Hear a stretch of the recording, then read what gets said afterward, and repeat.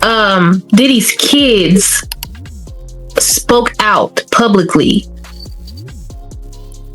What choice do they have? Even I think one of the sons did a rap, and he's like, what choice do they have? What happened in the R. Kelly case?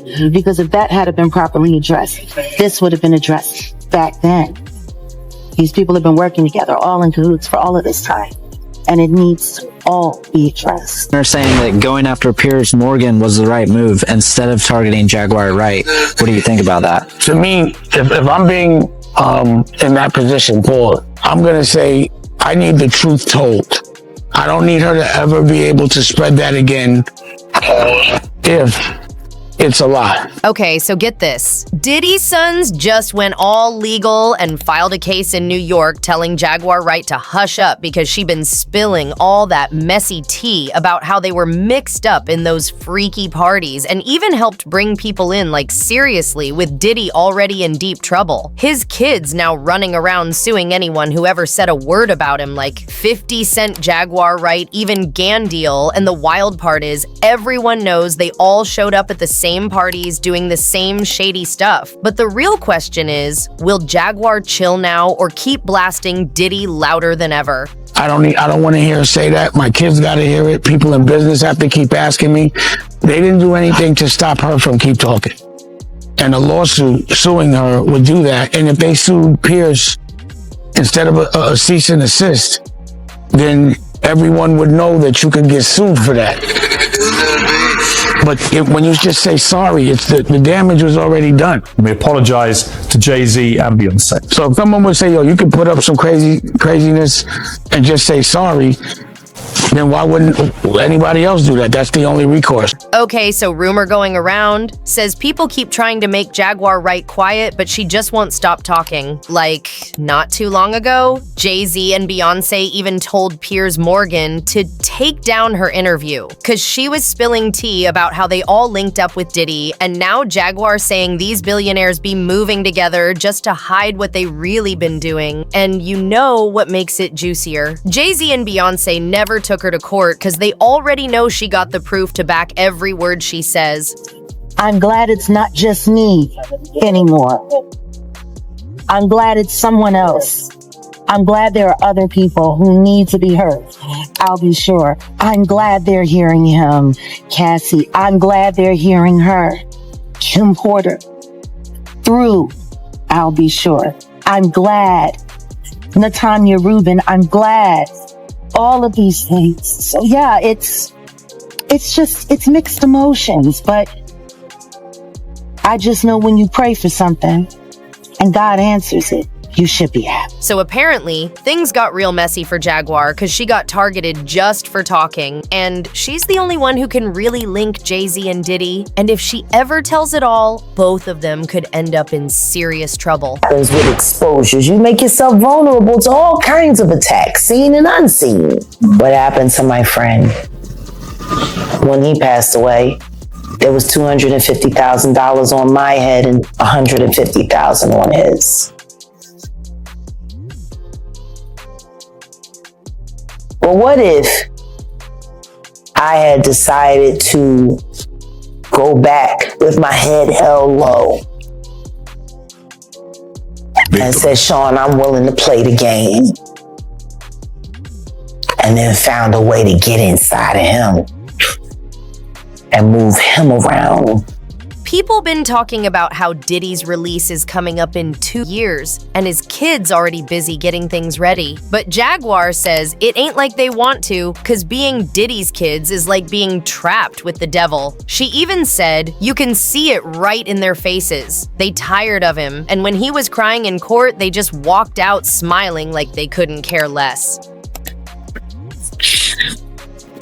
When you're dealing with the kind of narcissistic control freak that Diddy is, and you raise children under that, the financial abuse for all of them is probably the worst. Because there's no way they can make money without him. He has them locked in. And if he falls, who's gonna hire them? Who's going to fund them? Who's going to look out for them? No one. Right. No one. They're not fighting for their father. They're fighting for their survival. What they all gonna do? Go work? His reputation is tarnished. They're also being implicated in some of his crimes. They will be pariahs. They're gonna be worse off than OJ's kids. So what's stopping any? Like, did y'all hear what I just said? Yeah, I frowned up. I was like, Does dang. anybody think about what happened To OJ to Nicole kids. Brown Simpson's children that she had with Orenthal James? No one even talks about them. What happened? It's like they don't even exist. And their lives are a lot more humble than they would have. So get this, Diddy made his kids speak up for him in court, thinking it would make him look good and help him walk free. He was so sure he'd beat the case. He even booked gigs in Miami for the next week, but guess what? That plan flopped big time, and now he's stuck with 4 years in prison, and word is he's real scared about what might go down while he's locked up. Children speak about their father at his sentencing hearing, and they honestly don't have a lot of time to say much, but they were given a little bit of time to say something. Quincy starts off by saying he's transformed. He will not jeopardize his freedom again. As his children, we wish to heal together. Next up is Diddy's son, Justin. I ask you to give my father a second chance. My father is my superhero. My father always told me to believe in God. Talk to my father every day, every other hour. Next is Christian Combs. I am the one who most resembles my pops, my mannerisms. My whole life I studied my dad up and down. He's the greatest man in the world, my superhero. He told me to treat women like a queen, and I do. I see in his eyes, as his twin, that he has changed. My name is Jessie Combs, and I am 18 years old, and she cries. When my mother passed away, I was just a little girl. I remember my dad sitting us down. It helped me survive when I just wanted my mom. My name is Chance Combs, his daughter. He's changed, and she starts crying. Sorry, he speaks with a clear mind. My name is Delilah Combs. We watch our 2-year-old sister. She cannot grow up fatherless. Honor, please. And she starts crying. Let us move forward, not as a headline, but as a family. Diddy didn't even look at his kids when he got sentenced, and those tears were just for show, trying to get pity. But his kids didn't care. They just walked out smiling while he was on his knees crying. He cried a lot today. When his children were just sobbing, you could tell he was on the verge of crying. When they were begging, please give my father a chance, please show my father mercy. And then he turned around, he told his kids he failed them, he cried, he turned on his mom. He said, I failed you, Mom. I cried. He kind of just exasperatedly put his head in his hands. So by the time all of that had played out and we got to the reading of the arguments or the rationale why Judge Submarinian imposed the sentence of 4 years and 2 months, he was saying things like the statute requires a significant sentence. This evidence was massive in terms of the coercion. So when family members started to see it was going down that road, the children were stone-faced when the verdict was read. He was stone-faced. The only person who really showed emotion was Dana Tran, the mother of his youngest child. She could see it coming. She just started burying her head in her hands. So this is done. This is over. Obviously, we can expect an appeal in this case. We'll have to see what happens, where what prison he will be assigned to when he is released from MDC. But I just cannot underestimate how dense this was, because his attorneys moved from making legal arguments to making personal pleas. Even Nicole Westmoreland, a high-powered attorney from Atlanta, she started off saying what he had done for the Black community, how he broke barriers in hip-hop and hip-hop clothing, and in brand partnership with his spirits industry. Then she started to speak about how he personally inspired her. She got emotional. Never seen a defense attorney pretty much much cry or sob or be so emotional. Turns out Diddy's family ain't standing by him out of love. They just deep in the same mess too. Like his son Justin even got dragged into a lawsuit with him. People always knew Diddy had help, but no one thought his own kid would be part of it. And honestly, that's just gross. Here's where some of the allegations against his son Justin Combs come in. So all this takes us back to February, when Rodney Jones, also known as the producer Lil Rod, filed civil suit against Diddy. In his lengthy lawsuit, Lil Rod straight name drops Justin Combs, describing him as someone who solicits prostitutes, underage girls, and workers. There's actually a picture of Justin Combs with an allegedly underage girl shown in the lawsuit. Now, in this specific instance, Lil Rod alleges at least one underage girl came to Diddy's home for a listening party. Ex-worker was also apparently solicited and a freak-off ensued. As an aside, this is the same night that Lil Rod alleges Diddy forced him to take a laced shot. He started to feel lightheaded and then woke up at 4 o'clock in the morning, naked next to an ex-worker. It's important to note Justin Combs is listed as a defendant on this case because, according to Lil Rod, he facilitated Diddy's alleged RICO enterprise and at times participated. Chaotic scenes as Diddy's family came to court to support him at his sentencing. How you feeling today, mama? His mother, Janice, was followed by his son, Quincy, and 3 daughters who entered court hand in hand. Another son and his girlfriend were also there to show their support.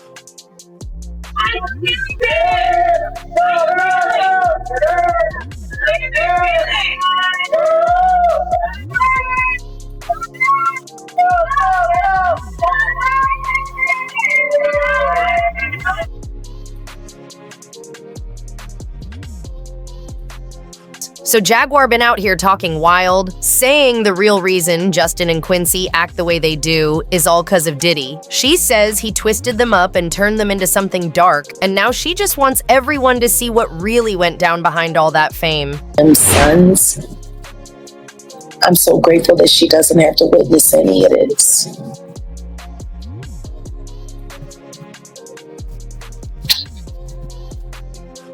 Because this probably would have killed her. Stopping any white Christian under scrutiny, Quincy being mocked and scorned, the girls now being implicated into home in the SA with their father by a girl who worked the white parties. Like, this is a lot.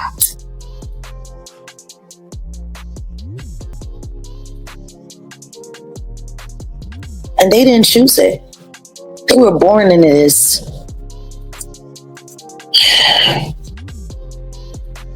I don't think anybody's paying attention to that. The choice that they got. If that man calls and say, I need you to do this, I need you to do that, what else are they going to do? They gotta bet on him. I'm sure they're all praying he makes it, because if not, what are they going to do?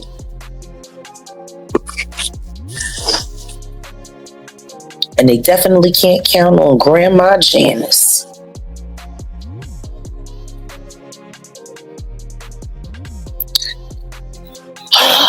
They're screwed. One way or the other, they're screwed. So there's no escape for them. Word going around is 50 Cent didn't stay quiet either. He sent a letter to the judge before Diddy got sentenced, begging them not to let him walk free, and he made it clear that Diddy's sons were part of the same dirty stuff, saying if Diddy ever got out, they'd all just start it up again like nothing happened. Moravian. Now, he posted this as a text message. I don't know if this was a text message to his lawyer, where maybe he was instructing his lawyer to write this letter to the judge. If you don't know, the judge is accepting letters in the case of the sentencing of Sean P. Diddy Combs, who's set to be sentenced tomorrow. And 50 Cent decided to write his letter to the judge as well. If you don't know, at this point, I think it's abundantly clear that 50 Cent is the baby father of the child that belongs to not only 50, but the woman that is identified as Jane Doe. That woman, I think we now know, is Daphne Joy. So Daphne Joy's baby daddy is 50 Cent. So maybe there's a reason and there's some relevance here for 50 to have somewhat of a letter being sent to the judge. Why? Well, one of the two victims, or the main two victims, which is victim 1, we all know is Cassie, but victim 2 is known as Daphne Joy. Who's Daphne Joy's baby father? 50 Cent. So he writes a letter and he says, "Dear Judge Summarian, I've had an ongoing dispute with Puffy for over 20 years. He's very dangerous. Multiple times I have feared for my life. I think you should consider the safety of the general public, Your Honor, before unleashing him upon them. There hasn't been enough time for him to reform or make any adjustments, despite his trying to teach a class in there." This is how you know he actually wrote this. This is bad grammar. Despite him trying to teach a class in there. As you're already aware, the government has spent maximum amount of money on deploying federal agencies, which appear to be an army, in 2 locations simultaneously. Later, his sons, who's dealing with his own R-word allegations, claimed that the feds had hit the wrong house. Anyway, Diddy's only going to return to hiring more male sex workers and keep most of the baby oil away from the general public and babies needed. My Netflix doc on this scandalous. Turns out 50's warning wasn't only about Justin, because Diddy's other son, Christian, got caught up too. According to court papers, a woman named Grace Omar K said he hurt her and did horrible things at one of those crazy yacht parties, and now she's taking him to court for it. And she was 25 years old at the time. She believed that the trip would be a, quote, wholesome family excursion, but says it, quote, turned into a hedonistic environment, even describing rampant drug use amongst workers and celebrities who came on board. She believes that the alcohol on the yacht had been laced with drugs because she says women would have one drink and then almost immediately pass out or start falling over. This is, by the way, something that it was also alleged in Jones's lawsuit, that Combs would spike the drinks of different people. But focusing on Christian Combs, Markey says that Christian Combs had been staying at a villa on the shore, but that he would come onto the yacht in the evening to party. And on December 28, 2022, Christian reportedly arrived very intoxicated and then proceeded to pressure Markey to take shots of tequila. She did. Christian allegedly tried to get her to drink more in the yacht's makeshift studio. People have been whispering that Diddy's sons are the ones trying to stop Kim Porter's memoir from coming out, because that book got all the juicy details about how Diddy handled his business and who was in on it. And the only reason his kids want it blocked is because they allegedly want a slice of the profit for themselves. Here's the other thing with Mr. Burgess. He apparently says he owns the rights to a book that was reportedly based on the alleged memoir of Kim Porter. In fact, according to TMZ, Burgess' phone was seized by the feds, and on it was a copy of a flash drive with material that was used in this book. Here's the problem. Christian and Quincy Combs, these are the sons of Diddy and Kim Porter. Quincy's actually adopted by Diddy, but they are reportedly fighting back, and they have sent Burgess a cease and desist letter to prevent the further sale of this book. They argue this is just an attempt to capitalize on Porter's fame and that they own the rights to her IP, her intellectual property, like her diary entries, her potential manuscript. As her heirs, they own it. And they also want an accounting of current sales of the book. To be clear, though, they aren't acknowledging that there is, in fact, a long-lost memoir from their mother. In fact, they've actually denied that before when there was a similar book, a derivative book, we'll talk about that, published by this guy named Chris Todd on Amazon. They were adamantly fighting against that. They said that their mother wouldn't write this. But what they're basically saying is if something should exist, they own it. Turns out, Diddy was using his family to push the victims around. Prosecutors told the court that he and his people kept contacting them, trying to change their minds. And because of that, some backed out from testifying, while one even wrote the judge. But now everyone wondering if that letter was really out of fear or loyalty. Details this morning in the sex trafficking case against Sean Diddy Combs. Prosecutors now claiming that from behind bars, Combs has been trying to reach out to victims and possible witnesses. And ABC's Phil Lipoff is here now with this story. Good morning, Phil. Good morning, Gio. Diddy's lawyer is trying for a third time to get him out on bail, but this time, the prosecution telling the judge about attempts they say the rap mogul made from behind bars to influence everyone from potential jury to alleged victims. This morning, prosecutors leveling new accusations against Sean Diddy Combs, saying he poses a serious risk of danger even from behind bars as he awaits trial. In a court filing late Friday, prosecutors detailing the steps they say Combs is taking while locked up to reach out to prospective witnesses and influence public opinion to affect potential jurors. The accusations within the prosecution's motion to deny bail are very serious and will be considered very heavily by the judge, because the judge is going to want to ensure that he is not influencing witnesses and or contacting anyone to influence the trial in any way. Combs has pleaded not guilty to charges of racketeering, transportation to engage in prostitution, and trafficking. He denies any wrongdoing. The government now asking a judge not to grant Combs' third request for bail, in which the music mogul offers a $50 million bail package citing new evidence and changed circumstances. Everyone's still shocked that Diddy only got 2 years after everything he did for so long. Like, come on, 2 years is nothing for the stuff he's accused of. And even other lawyers saying it's wild how he didn't get way more time. This was a very long sentencing hearing, which Sean Combs himself, once larger than life, was left begging for mercy, standing at the defense table, telling the judge that he's a changed man, apologizing for his behavior.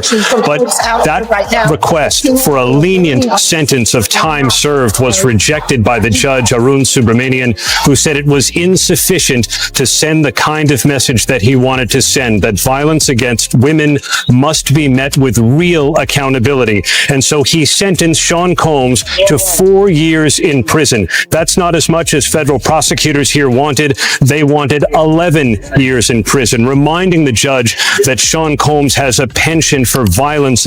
Gene Deal said Diddy got super lucky, because after all that, he should have been locked up way longer. Because he only had to do 85% in the feds, and he goes to probably a halfway house. So he got off like a fat rat in a cheese factory. But for a dude like Diddy going to jail and spending all that time, you know, I'm not saying it's going to be rough or nothing like that, because his former president of Bad Boy, Kirk Burrows, with the federal jail. You understand? Lil' Kim with the federal jail.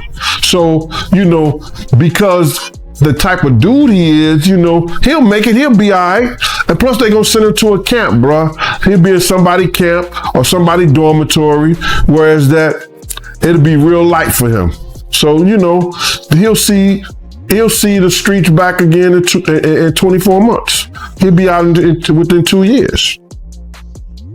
It seems like a lot saying 50 months and everything like that, but it's not really a lot, not at all, bro. It's not a lot at all. People can't believe how short Diddy's sentence is, because there were witnesses' videos, everything showing him being violent, and even on the day he got arrested, he was doing those wild parties with guns and drugs around, yet somehow he's still walking away almost free. Reaction to the sentencing, do you think that this was a fair sentence?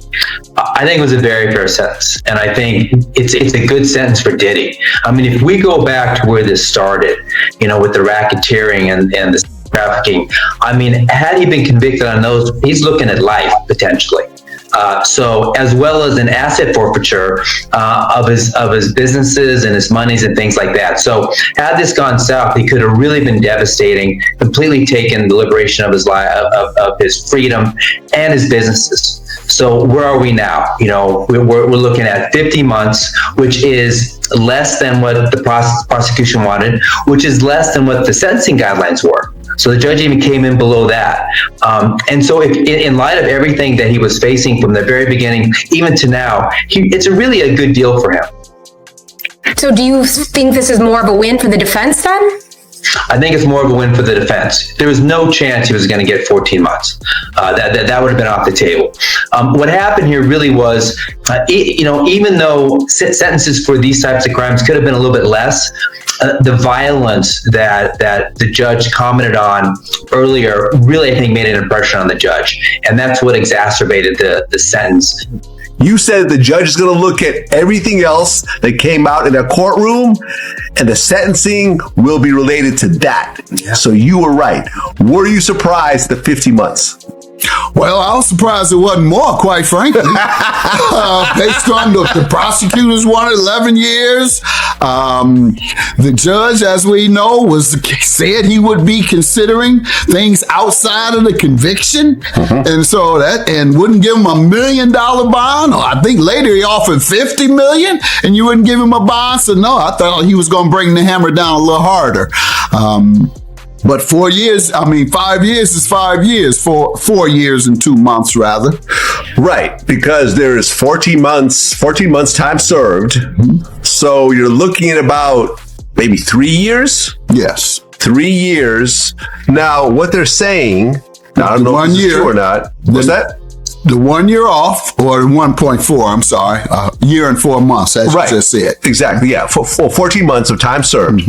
So, but if he qualifies for the RDAP program, which is a residential drug abuse program, he could potentially get like 6 months off, maybe a little bit more off, some halfway house situations. Rumor has it, Diddy and his sons coming after Jaguar, not just for the things she said about them, but because she's exposing the whole Hollywood scene. And Diddy was only the start. If she keeps talking, more big names could fall too, since she worked with Beyonce and saw J-Lo up close. She got all the dirt. They don't want out. Lopez had to do was marry a white boy, Oscar winner, for people to stop remembering that she had a gun in her pocketbook. She had gunshot residue on her hands the night that Natanya was shot at that club. For all we know, that bullet came from the gun that was in her hand. And not once has she spoken up for the betterment of that woman. Not once has she donated to her family or for her medical bills that she's still paying, or say something in her defense to stop Puffy from gaslighting her and trying to put hits out on her because he was afraid that maybe one day they would open the case and she still has the bullet fragments in her face. Like J-Lo has said nothing. And you really thought that just running off and marrying Ben Affleck was going to take you out of the Diddy downfall? But it saved her the first time though, didn't it? Because as soon as that club was over and as soon as they finished interrogating her, when she sat there and cried like a baby, I don't want to go to jail. I don't want to go to jail. Benny Medina put her with that drunk white boy until she ran him off. Like, there are people sitting here screaming out at the toll that the atrocities that Sean Combs has done to their lives, and you're trying to avoid your part in the story, or the fact that you never spoke up. You want to tell people on the low and put it out there that the movie was about you getting away from Puffy, but you didn't think about the trail of girls that you left behind. Happens to Cassie if J-Lo had said something. So, Diddy might be locked up right now, but the drama just getting started. His son's out here suing full, witnesses going missing, and Jaguar saying she got more names to drop next. So the real question is, who's about to get exposed next? Because this story nowhere near over, and you definitely don't want to miss what's coming. So if you want to keep up with all the wild Hollywood tea and find out who's getting exposed next, make sure you hit that subscribe button and stay tuned to Taylor Tells All, where the gossip never sleeps.